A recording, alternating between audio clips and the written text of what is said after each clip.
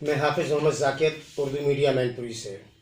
जैसा कि आपको मालूम है कि गुज़िश्ता महीने में मुलायम सिंह यादव का इंतकाल हो गया था और मैनपुरी की लोकसभा सीट खाली हो चुकी थी। अब चुनाव आयोग इस सीट पर दोबारा चुनाव करा रहा है।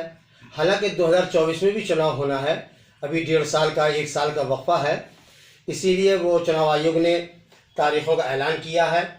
और यहाँ से समाजवादी पार्टी ने डिम्पल यादव को, यानी मुलायम सिंह की बहू को, अखिलेश यादव की ज़ौजा को इस सीट से उतारा है।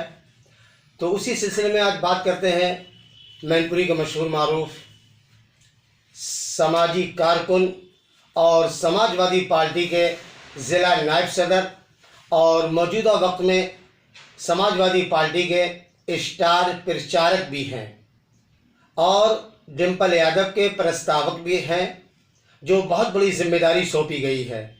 मैं सोचता हूं कि शायद अखिलेश यादव ने कुछ खूबियां देखकर, कुछ अच्छाइयां देखकर एच हाशमी साहब को इतना अपने करीब किया है, उनको ऊपर जिम्मेदारी सौंपी है। आइए उनसे गुफ्तगू करते हैं। वकील साहब, इससे पहले तेज प्रताप यादव का नाम सामने आया था कि वो चुनाव लड़ेंगे, लेकिन अचानक ये तब्दीली क्यों हुई कि डिम्पल यादव को मैदान में उतारा जा रहा है? बहुत शुक्रिया आपका। जहाँ तक आपने कहा कि तेज प्रताप यादव जी का नाम आया था, नाम तो कई लोगों का चला था। सबसे पहले डिम्पल यादव जी का नाम चला, फिर तेज प्रताप जी का नाम चला, फिर सांसद धर्मेंद्र यादव जी का नाम चला। चूँकि ये सारे लोग चुनाव लड़ने की पोजीशन में थे, खाली थे, कहीं से भी किसी भी सदन के सदस्य नहीं हैं, इसलिए इनमें से कोई लड़ सकता था। चूँकि नेताजी की सीट खाली हुई है, तो नेताजी की सीट पे जाहिर सी बात है कि विरासत जो है बेटे को जाती है, और बेटा उनका जो है माननीय अखिलेश यादव जी करहल से जो है विधायक हैं, इसलिए उनकी बहू भी जो कन्नौज से सांसद रह चुकी हैं, उनको भी जो है किसी सदन की सदस्य नहीं थी, इसलिए उनको उतारा गया। और उनको इसलिए क्या उतारा गया? जनता की मांग पे। जनता चाहती थी। जनता की मांग कही जाए या जातिवाद कहा जाए इसको, जातिवाद का बढ़ावा कहा जाए, कोई और भी उतर सकता था। मैं अगर ये कहूँ, क्या मेरे बाप की विरासत मैंने अपने मोहल्ले वाले को क्यों नहीं दे दी, तो जायज़ होगा? नहीं, तो फिर ये कहा जाए कि जातिवाद है, फिर समाजवादी पार्टी अंदर कहीं ना कहीं तो जातिवाद। क्या आप विरासत को क्यों नहीं समझते? विरासत जो होती है वो जो उसका वारिस होता है उसी को दी जाती है। और पॉलिटिक्स में भी जिसने पूरी होल लाइफ पॉलिटिक्स की है, उसकी विरासत उनके वारिसों पे जाएगी ना। चलिए, किसी दूसरे पे कैसे जाएगी? वकील अपने बेटे को वकील बनाना चाहता है, डॉक्टर बनाना चाहता है, इंजीनियर बनाना चाहता है। विरासत हमेशा वारिस को जाती है।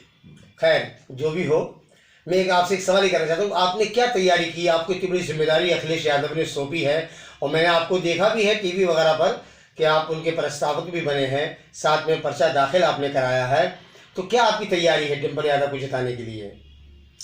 देखिए, जनता की आवाज़ है। ऐसा लगता है कि जनता बहुत परेशान है भारतीय जनता पार्टी से। भारतीय जनता पार्टी का जो इंतज़ाम है, नौकरियां सारी ख़त्म हो गई, महंगाइयां आसमान को छूने लगी, गुंडागर्दी चरम सीमा पे है, तो लोग बहुत बुरी तरह से परेशान हैं। लोग चाहते हैं जो है किसी तरह से जो है भारतीय जनता पार्टी का शासन खत्म क्या? हालांकि ये मिड टर्म चुनाव है, इसमें कोई सरकार पे कोई असर नहीं पड़ता है इस बात का, लेकिन लोग चूंकि नेताजी यहाँ से सांसद थे और समाजवादी पार्टी का ये गढ़ रहा है हमेशा से, इसलिए समाजवादी पार्टी के कैंडिडेट की बड़ी जीत होने जा रही है। वकील साहब, क्या मैनपुरी की आवाम, यहाँ की जनता महंगाई को देखेगी या हिंदुत्व की तरफ जाएगी? आपका क्या इस बारे में कहना है? देखिए, यहाँ की जनता के बारे में क्या रुझान उसका है? देखिए, यहाँ की नहीं जनता, या मैं तो ये कह रहा हूँ पूरे हिंदुस्तान की जनता को एक ना एक दिन समझ आ जाएगी कि वो लोगों के बहकावे में, हिंदू मुसलमान के बहकावे में आना बंद कर जाएंगे। कुछ दिनों के लिए लोगों ने जो है अभी बहका रखा, अब कुछ दिन और बहका सकते हैं, लेकिन ज़्यादा दिन तक ये सब कुछ नहीं चलेगा। हिंदुत्व और वो बहुत दिनों तक नहीं चलेगा है। अब इसमें लोग परेशान हैं बुरी तरह से, महंगाई चरम सीमा पे है, लोगों की बच्चे जो पढ़ लिख के जा रहे हैं उनको कहीं जॉब नहीं मिल रहा, कहीं नौकरियां नहीं मिल रही, तो इसलिए जनता बहुत परेशान है। जनता हकीकत को जानती जा रही है। फकीर साहब, जैसा कि सोशल मीडिया पर ये बात आमतौर से नज़र आ रही है, मैं आपसे भी सवाल करना चाहता हूँ, क्या इंतज़ामिया का रोल कैसा आपको महसूस हो रहा है इस चुनाव को लेकर? ज़िला इंतज़ामिया का क्या रोल लग रहा है आपको? क्या वो मुनसिफाना चुनाव कराएगी या कहीं ना कहीं किसी न किसी तरीके से एक तरफा मामले को रखेगी?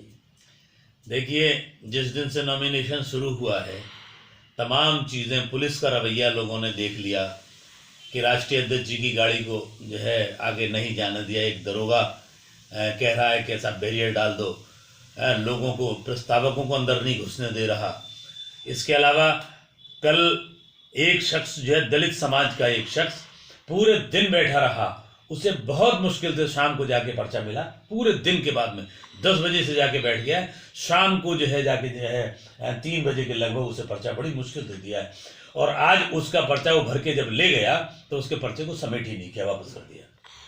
तो लगता है कहीं ना कहीं इंतज़ामिया मुनसिफाना इक़्तिदार नहीं अपना पाएगा। इंतज़ामिया दबाव में है, इंतज़ामिया के ऊपर जब तक दबाव रहेगा, इंतज़ामिया की यही हालत रहेगी। ये आप लोगों को भी देखने पड़ेगा कि कल जब समाजवादी पार्टी की सरकार थी तब इंतज़ामिया बिल्कुल फ्री होकर काम करती थी और कोई भी कुछ भी मतलब किसी ऑब्जेक्शन पे बोलता था, एतराज़ करता था, इंतज़ामिया की गलती होती थी तो इंतज़ामिया से मुंह पे कहा करता था। आज किसी की हिम्मत है जो पहले, आज अगर कहेगा तो जेल के अंदर चला जाएगा। खैर, बहुत बहुत शुक्रिया, आप ऐश हाशमी साहब से गुफ्तगू कर रहे थे। इंशाल्लाह फिर 2 रोज़ के बाद आपको ऐश हाशमी साहब के मुलाकात करवाएंगे और आगे का क्या माहौल रहेगा, किस तरीके का रहेगा, इंशाल्लाह 2 रोज़ के बाद।